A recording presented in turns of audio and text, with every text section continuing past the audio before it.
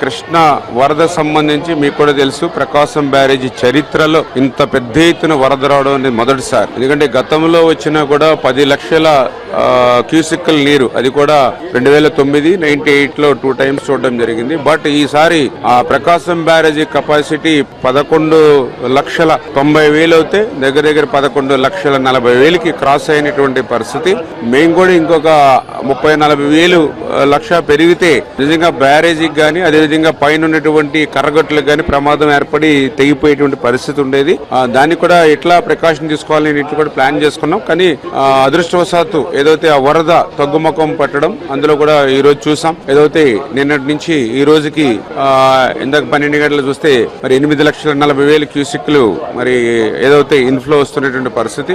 రేపటికి 6 లక్షలకి, ఎల్లుండికి 4 లక్షలకి తగ్గుతుందని ఒక అంచనా వేయడం జరుగుతుంది. ఈ రకంగా కృష్ణ వరద